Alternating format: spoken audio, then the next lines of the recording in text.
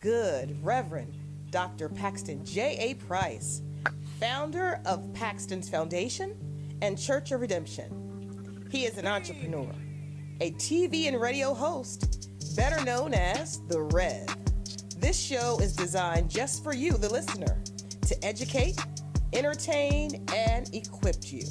Now sit back, buckle up, and now let's roll with The Rev. America is your main man, The Rev, Faith in Sports. You know what we do every episode. We're not even going to waste time. We're going to get right into it. I got Ryan, my main man. I got Coach Marvin. Hey, you know when we got Coach Marvin, it's going to be a really good show. And you know what we're going to do is we're going to have an NFL mock draft for the NFC East. And we got all three of us. Then we got our main man, Steve, in North Wilmington. He's going to tell us about the Washington Commanders. But I want to start off with hockey. Because the Americans, the men Olympics team, won gold. They beat Canada. Oh, Canada! That's right, Canada goes down.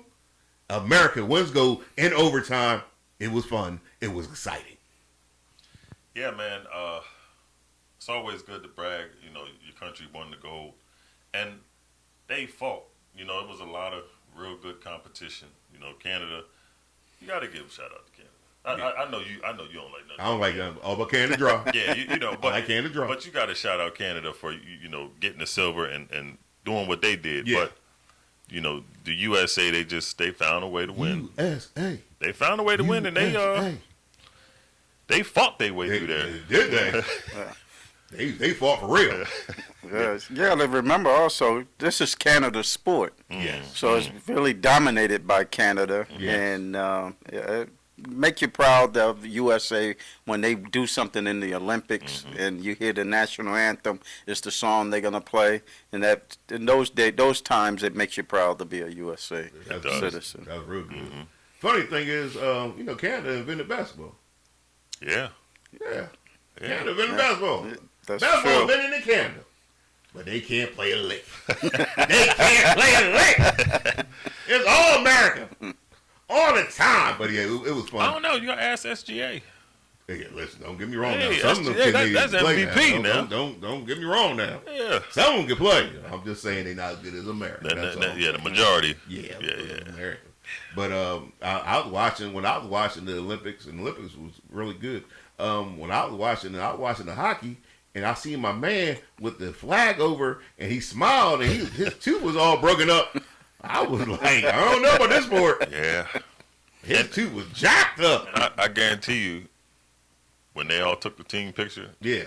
about 75% of them, they all look the same. They all look the same. Yeah. Mouth look all messed up like something that. was missing. And like we said, dentistry in hockey is making a killing. I bet they make a whole bunch of money. Yeah, they I bet the dentists go around there, just go around. whole lot of moles, whole lot of. Come see me. Yeah, you gonna need me. You gonna need me. They making real money over there. Yeah, well, it was fun. It was exciting see America win. And the track team, I ain't mentioned the track team. The track team with my girl name Richardson. Oh, Sha'Carri Richardson. Oh my goodness, they acted a fool. TT, that's what the one girl named TT, Terry, and man, they acted a fool. So you know the Olympics went well for America. I thought it was exciting. It was fun. America winning gold in the hockey, beating Canada. I enjoyed that. I enjoyed that a lot. Now let's talk about this NFL mock draft because we got an opportunity just to see who could fall to our teams, how our teams could improve next year, how the Washington Commanders could get better, how the Giants could get better, how the Eagles get better, and how the Dallas Cowboys will win the Super Bowl. Yeah, we're going to have fun It with was this. good, man. It was good till you ended with that. It was good till you ended with We're going to that. have fun with this. But, you know, we all agree that this is the best division Yes. in all of football. Yes. And we're going to start with New York Football Giants. Your Giants. Yeah, The fifth pick. the G-Men. The G-Men. G-Men's gonna go first. So, yeah, we're nice young team. Got a lot of young talent. We need to mix that in with more young talent. Yeah. With some guys that have leadership, which we've been missing for years. All the teams we had, the leaderships was losing players. They wasn't winning. So now we got some guys now that want to win. the Scatterboos of the world. Scott, dude. I don't like Dart. him. I don't like him. He Bring your team over. He kills us all the time, man. Kills us all the time. So this draft is full of defensive players. Very good defense. So the Giants are in a position probably have one of the better slots in this draft. Yes. That 5th spot. Yep. And because whatever's going to fall to them, you talking maybe three of the top 5 guys may fall into that 5 spot, possibly. And you talking what? Wide receiver. You talking linebackers. You talking 2 offensive linemen that's there. 2. So there's going to be some picks there. You got Carnell Tate there. The Giants been mocked to him, and that's talking about drafting something you need, not drafting the best player. I'm going to say at that 5 spot, I want to pick a football player, somebody that's going to make a difference, no matter where he's playing. That's what I believe. A lot of the guys in the league don't believe that. They believe in measurements, weight, height, speed. I believe in football players. That's right. So the one I'm looking at that I like to have them take is Caleb Downs. All-around player. He can play in the box. He can play deep. He cleans up mistakes, and his leadership and smartness. Diagnosing plays very well, which I enjoy watching. I have a 1B, which now is Sonny Styles. Yeah. Very good linebacker. And he's one that I'm looking at now. But for today, I like Caleb Downs. And another guy that's out there is Jordan Tyson. Yes. Tate is good. If Jordan Tyson wasn't hurt, injured, I think he would have been the number 1 receiver. I think so too. But I'm going to go with Caleb Downs this time. Great pick for the Giants. A leader, a very good safety. He could play in the slot as well. He could play both safety positions. If the Giants picked him up, they would improve their team immediately. Yeah, it would relieve the defense of a lot, because then they could all just worry about their front seven's good. Yeah, their front 7. Yeah, and a lot of times the front 7 last year would really have to try to get to the quarterback as fast as they can because that back end wasn't too strong. Right. But if you get somebody like a Caleb Downs, it's not much you got to worry. They're going to get to the quarterback anyway. Yeah. They just stay that strong up front. And like I said, Coach Marvin, me and you, we cool, man. But I don't like I don't like the direction they going in, man. It's a little too positive for me. Well, like y'all said, the NFC East is one of the best divisions, and I think what makes it better, if you look at all those divisions, this is the only division that all 4 teams are rivals. Yes. If we play Washington, that's a rival game. We play Dallas, that's a rival game. Yep. We play Philly, that's a rivalry game. Yep. No other division has that in play. Yes. It's genuine. I want to use hate, but it's genuine dislike. Yeah, dislike. Yeah, strong dislike. Yeah, but it's the pride that all 4 teams have, in wanting to be the best. And I believe this year, we're gonna see it's gonna be a whole lot of close games in this division. Yeah, I mean, yeah. I expect the Giants and Washington to be better than the Eagles. See, but you would believe that because you started talking a little low when you said it too. I don't know about Washington, but I got the Giants over there. Yeah, Giants always play us tough though. Yeah, they do. Regardless of who's good or who's bad, those games are always tough. It's a tough game. It's a good rivalry. And we also got the Washington Commanders. Now the Washington Commanders, my man Steve. Hey, shout out Steve. Stay out there. You couldn't be here live, but we're gonna bring you on. And I believe Steve is gonna make the pick for the Washington Commanders. Who would the Washington Commanders pick? Steve, it's up to you. Pick in NFL draft. David Bailey, the standout edge from Texas Tech, has captured the attention of football fans and scouts alike. At 6 feet, 3 inches tall, and weighing in at 250 pounds, Bailey has proven himself to be a force to be reckoned with. In 2025, he earned the title of unanimous All-American and was named the Big 12 Defensive Player of the Year. His performance this past season was nothing short of spectacular, with an elite 93.6 overall PFF grade showcasing his talent and dedication. Bailey's efforts on the field resulted in a staggering 81 total pressures, breaking down into 14.5 sacks, 23 hits, and 43 hurries. Not only did he excel in these areas, but he also made an impact at the line of scrimmage by batting down 2 key passes. His relentless pursuit and ability to consistently apply pressure against even the toughest NFL-caliber tackles have made him one of the most coveted edge defenders heading into the 2026 NFL Draft. For now, football enthusiasts everywhere are waiting with bated breath to see where David Bailey will make his mark in the league. Stay tuned to watch Bailey's promising journey unfold. CKK. Steve, thank you. I believe that Ruben Bain will be a good pick for the Washington Commanders. I mean, he's a solid defensive end. He gets to the passer. He can stop the run as well. So then, okay, now we're gonna get somewhere, America. This is what America been waiting for. No, they haven't. America been waiting for who's gonna be the 12th pick in the draft. Because the 12th pick in the draft is the Dallas Cowboys, and the Reds gonna make that pick. The Reds gonna tell you that the Cowboys need to improve their defense. And in order to improve their defense, and because of people liking offense a lot and taking offensive linemen and wide receivers, somebody fell to the Dallas Cowboys. Sonny Styles at number 12. The Dallas Cowboys picked Sonny Styles at number 12, a outside linebacker that can do everything. Outside linebacker that can go sideline to sideline, could rush the passer, could drop back in coverage. The Dallas Cowboys have now improved their team a whole lot. And we're coming for that number 1 spot. Now, here's the one thing I will say about the Dallas Cowboys. Again, it all starts with coaching, and I believe Schottenheimer is a really good coach. Very, very good. He showed that, last year. Yes. He's got a foundation and he's got a direction where he's going. And I don't think so, but if Sonny Styles does fall for y'all, Lord have mercy. Sonny Styles falls to us at number 12. And then guess who picks next? The Dallas Cowboys. The Cowboys got 2 number 1 picks. Yeah. I said 2 number 1 picks. Give me 2 pair. I want 2 pair. Yeah, it's thanks to Green Bay. Thanks to Green Bay, Dallas Cowboys with the 20th pick, just like the Bible, Jeremiah Love.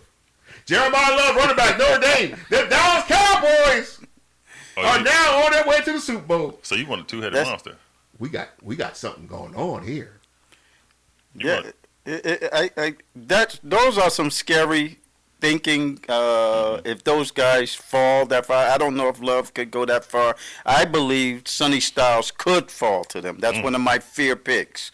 I have another one that's Caleb Downs could fall to them. Well, the reason why I think Jeremiah Love might fall is because of the running back position, not his talent. Right. That people kind of view running back as a position they can wait for. And I think he could fall to 20th, and the Dallas Cowboys get Sonny Styles and Jeremiah Love. And if we got Downs and Jeremiah Love or Downs and Styles, we ain't mad with you. Yeah, I can agree with that. I'm thinking of Kansas City taking Love, possibly. I can see possibly. That doesn't mean they will. That would be a bad pick. That wouldn't be bad. But the other person that you're missing, if Love is not there, frightens me. Yes. Is Jamad McCoy. Oh yeah. Well, funny thing, Coach, I got him right here, right on top of my list. if that happened, we got McCoy. We ain't mad with that either. We happy with that as well. We got 2 number 1 picks. You're the Dallas Cowboys. You're gonna spend money in free agency, and we are on our way. Yeah, having 2 first-round picks, and then Jerry Jones is restructuring Dak, CD, and what's the guy? Tyler and Quentin Williams. He's Quentin Williams gonna get They're restructuring all those deals, so that's gonna open up about $80 million, and then you have 2 first-round picks. So, like I said, this division is going to be very, very competitive. Talk about it. I like it this way. Yeah. I like it now, but when y'all in last place, you might not like it too much. Well, I'm not really fearing that. You know what I mean? Because I guess it is my turn, ain't it? It's your turn. I guess it is my turn. It's the Philadelphia Eagles on the clock. Yeah, at the 23rd pick. 23rd. For me, I don't think Dallas Goedert's going to make it. Okay. This offseason, I think he's going to move. So for me, I'm looking at Kenyon Sadiq. Ooh. Yes, the pick. I'm looking at Kenyon. That was my pick. Fears that's me. a weapon. Yeah, I'm looking at Kenyon Sadiq from Oregon because Dallas Goedert's going to be 32. You can't pay him, and I think you have to move in another direction. Yeah. You know, so I think the first thing, because what they're doing now, I mean, you're focusing on offense. Yeah. This offseason is what you've been doing with the new staff that you're bringing in and all these different staff changes and on offense and position coaches. And I think that's one thing, in order to make that offense run and get that running game going like you want to do, you got to get a young, physical tight end. I can see that too. And I do too. I feel like Kenyon Sadiq it's my guy, man. Man, listen, he is extremely athletic. Mm-hmm. He's fast. He's a big kid. He's actually a big kid. He is. He would be another weapon for the Philadelphia Eagles. My concern with the Eagles, of course, is their quarterback play. Well, Sadiq did run a 4.40 yesterday. Come on. And He's a big, fast kid. yeah, but I have to also kind of agree with Rev. What is the offensive coordinators bringing in? Are they going to ask the quarterback to do something he normally doesn't do? And that's my concerns with Hurts. That Hurts is not a conventional quarterback. I think That's he's true. a little different. He's a shotgun guy. He's not under center guy, and they may be playing that way this year. That's going to be interesting to see how they. Well, they should put enough weapons around him where he's not the focus points of the offense. I expect Barkley to have a better year than last year. I expect you got to figure out that offensive The offensive line, the age, I was the gonna say, it's injuries getting a lot to that older. line Yeah. is. Oh, I man. think that's more a question than Barkley getting off. that might be. Because the center, he don't seem like he can stay healthy either. Dickerson, right? Cam Jurgens. Jurgens, he was in and out on and off the field this year, and it's when you the center, you got to be able to anchor down that line, and all these different switching, and like That's you said, true. the age of Johnson, and we got a lot of work. Got a lot of work. We got a lot of work. You got a lot of work, and the Cowboys got a lot of work for you, my brother. But you know what, America? We're going to take a break. We're going to come right back. You don't want to miss what we're going to talk about next. We'll be right back. Let's study the Word of God, shall we? Sometimes we have trouble understanding that we are not alone. Soon we're going to find out that all of humanity is not alone, and we have never been alone. You have never been alone because God is with you every single day. Matter of fact, let's look at the Word of God. Word of God here in Hebrews chapter 13, verse 5. It says, keep your life free from the love of money in things, and be content with what you have. For he says, God, I will never leave you nor forsake you. You're not by yourself. I know you don't have everything you want. I know sometimes it seems like there's more month than money. I know sometimes it feels like if it ain't one thing, it's another. But God will never leave you. He will never forsake you. God is with you always. You are not alone. You say, well, Pastor, I feel like I'm alone. Maybe you feel like you're alone because you spend time alone. Let me suggest something to you. Why don't you get up? Find yourself a good church. Find yourself a church family. That's what a church is. Church is not a building. A church is not an organization. A church is a spiritual family. If you ever feel like you're alone, why don't you reach out and connect with a spiritual family? A spiritual group of people that will help you grow spiritually, help you mature, help you go through life. We go through this thing together. We're on this planet together. That's how God planned it. He planned it for us to be on this planet together. Look at Isaiah chapter 41, verse 10. Fear not, for I am with you. Be not dismayed, for I am your God. I will strengthen you. I will help you. I will uphold you in my righteousness. America, you're not by yourself. It's your main man, the Rev. Reach out. Faith in sports. America, we're back, and it's so exciting to be able to talk about sports and talk about the Word of God and the presence of God. God is so good to us. And I want to shout out my main man, Greg Newsom. Fort Wayne, Indiana. He a Chicago Bear fan. I don't know why he want to be a Chicago Bear fan, but Greg, thanks for watching the show. My main man. Now, let's switch gears and talk about boxing. And I saw this young lady, who is the best fighter in the world, beat up on this other young lady who don't look so young. But it was a great fight, Ryan. I don't know if you don't say that to her face. No, don't. Please don't say that to her face. They both can fight, but Claressa Shields she's different. She is pound for pound the best female fighter in the world. And to me, I feel like she showed in this fight her actual boxing skills. Yes. You know, when it came, because she had to be on the defense a lot. Yes. I wish I could remember the other girl's name, but she wouldn't stop. She wouldn't stop coming forward. We're gonna call her my mom because that's what she looked like. Somebody's mama. She would look like somebody's mama, Coach Marvin. She would look like somebody, but she can fight. She looked that old. She was forced to play defense, and her counterpunching ability is, Because she's a true boxer. man. She is truly a boxer. She's impressive. Her husband, you know, he over there talking stuff over there. I just enjoyed the whole night. I thought it was exciting. I thought it was fun. I thought it was a real example of what happens when you are a skilled boxer. That it doesn't matter if you're a man or a woman, as long as you show those skills. And she has skills. And her skills are world class. I mean, she's a world class boxer. Yeah. Yep. Yeah. She's. Go ahead.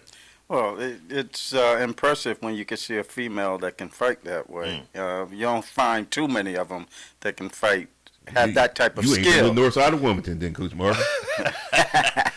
But I've been in Newark, New Jersey. That's right. Yeah, they can fight over there. Yeah, fight. She was wanting to fight Layla Ali, and they was getting ready to do it. I just Leia's too old. I mean, Leia's older. Leia looks like older. But I believe in the prime. Oh, now in the prime, I'd have went with Leia because Leia would be bigger. Yeah, that ain't I'd have been the prime. No. Like she older now. You know what I mean? You can't. And speaking of older fighters, Floyd coming back? Is Floyd coming back? I'm getting to the point, off camera. Yeah. Me and Coach Marvin was talking to where boxing is becoming like wrestling. Yeah, it's not as entertaining and competitive as it used to be. Mayweather is an undefeated fighter. He's gone down in the history books, and now you see him picking these fights that just he gonna pick a fight. I mean, try to make money. Seems like they all are doing that. I remember Larry Holmes, and he came back to fight Tyson, and Larry was pretty old, and then fought in years, and you saw the difference. And you saw what happened. Well, I could give Larry a pass because Larry wasn't making the type of money Floyd made. Floyd should have made enough money that you ain't got to do nothing else for the rest of your life. That's true.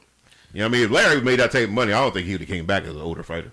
Same thing with Muhammad Ali. Muhammad Ali had to fight older, but they wasn't making that type of money. All right. But and what happened to the money team? Floyd, how you don't have the money when you got a whole money team? When you have a reckless spending habit. Yeah, that's true. you That's a good point. Because when you make a lot of money, it's you're gonna spend it because it's always coming in.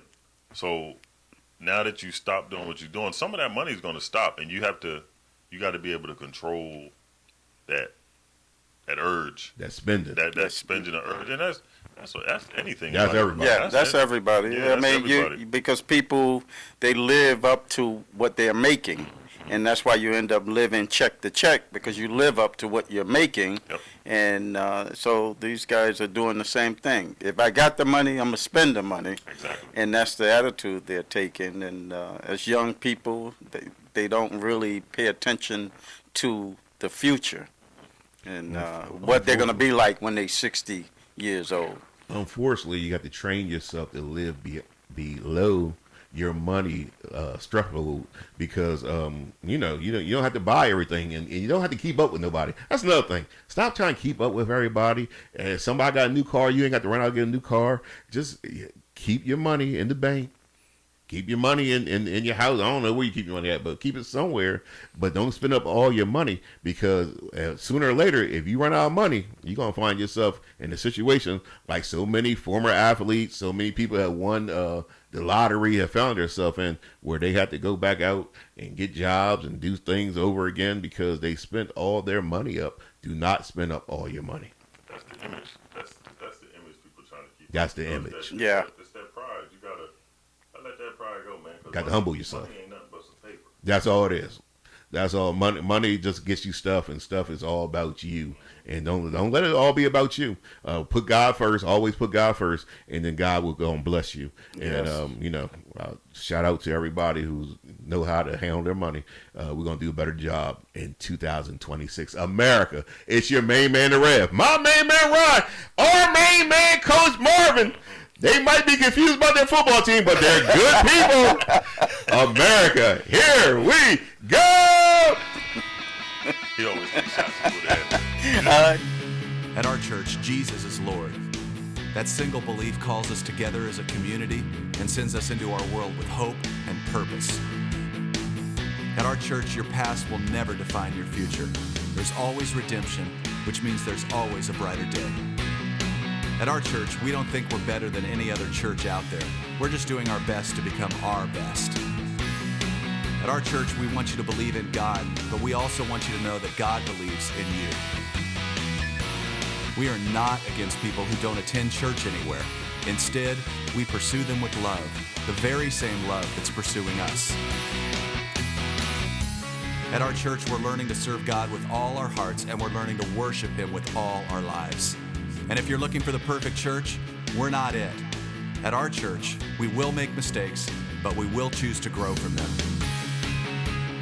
At our church, we're part of a global community that's knit together by the resurrection of Jesus. And by the way, at our church, we believe that really happened too.